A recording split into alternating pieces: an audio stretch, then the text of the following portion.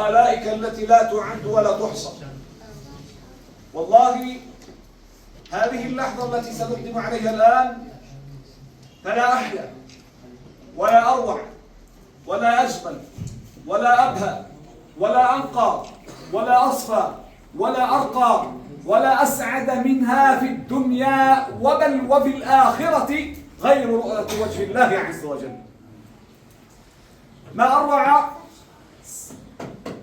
وهنيئا لك يا أيها الأب، ما أروع أن يشرف الشباب بأعظم كلام هو كلام الله تعالى، الوحي الذي نزل على النبي المصطفى عليه الصلاة والسلام، القرآن الذي هو عز الأمة وشرفها، بل هو دستورها، بل هو الذي فيه هداية الله تعالى للأمة. إن هذا القرآن يهدي للتي هي أقوم.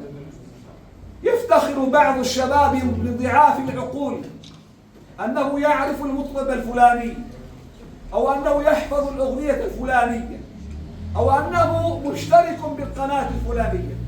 لكن شبابنا اليوم وابن أخينا اليوم شرفه الله تبارك وتعالى بأنه قد حفظ كتاب الله تعالى، النور الذي أنزل على الأرض.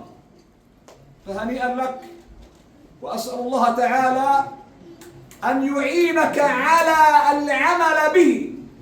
خطوت الخطوة الأولى بالحفظ، فهنيئا لك، لأنك به ستلبس تاج الكرامة لوالديك، ستلبس تاج الكرامة لوالديك، ولتكمل هذا الطريق لكي يكون ممن قال عنهم النبي المصطفى أنه يقال لصاحب القرآن، أي الذي صاحبه تلاوة وحفظا وعملا في الدنيا: اقرأ وارتقي.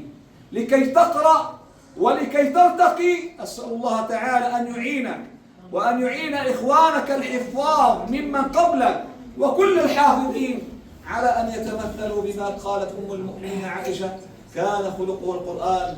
ولا يسعنا في هذا المجلس المبارك أيضا أن نتوجه بالشكر إلى معلمك وإلى شيخك وإلى أستاذك الشيخ محمد إدريس وسائر المدرسين في هذا المركز، ثم من خلالهما إلى مدير مركزنا الدكتور عبد الحميد. نسأل الله تعالى أن يعينا، ثم لكم جميعا هنيئا لكما.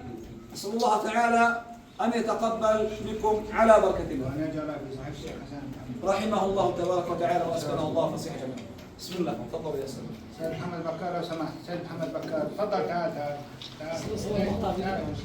يا أستاذ عبد الحميد، لو في ميكروفونك عشان تسمع والدته الختمة.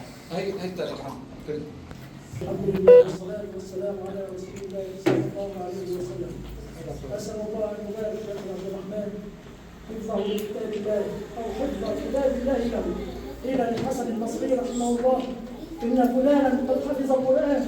قال: بل القرآن حفظه، حفظ سمعه وبصره ولسانه وجوارحه كله. سبحان الله، القرآن الكريم مهما أوتي المرء من بلاغة وفصاحة لن يستطيع أن يوصفه كما وصفه الذي تكلم به سبحانه وتعالى. قال تعالى: وكذلك أوحينا إليك روحا من أمرنا. هذا الروح هو القرآن. كيف لجسدي أن يعيش بلا روح؟ بل هو نور الذي نهتدي به من تخبط هذه الشهوات والشبهات لا سيما في هذا الزمان. قال تعالى: وكذلك أوحينا إليك روحا من أمرنا ما كنت تدري ما الكتاب ولا الإيمان ولكن جعلناه نورا نهدي به من نشاء من عبادنا وإنك لتهدي إلى صراط المستقيم.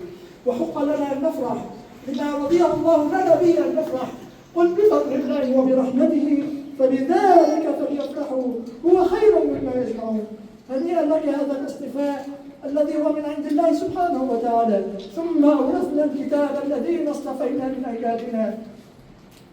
وأخيرا يجب علينا أن نحمد الله سبحانه وتعالى لأجل أن يدوم كرمه لنا وحفظه لنا واستعمالنا لهذا العمل المبارك الطيب.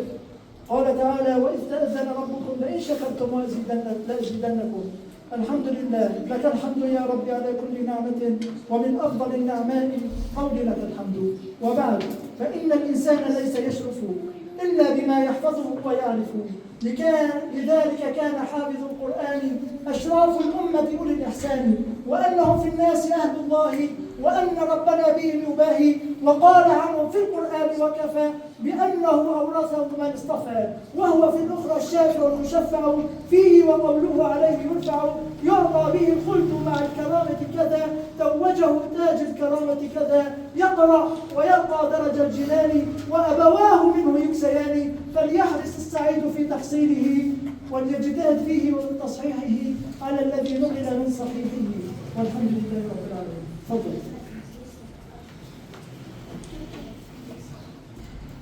أعوذ بالله من الشيطان الرجيم. بسم الله الرحمن الرحيم. قل هو الله أحد الله الصمد لم يلد ولم يولد ولم يكن له كفوا أحد. بسم الله الرحمن الرحيم. قل أعوذ برب الفلق من شر ما خلق ومن شر غاسق إذا وقب ومن شر النفاثات في العقد ومن شر حاسد إذا حسد.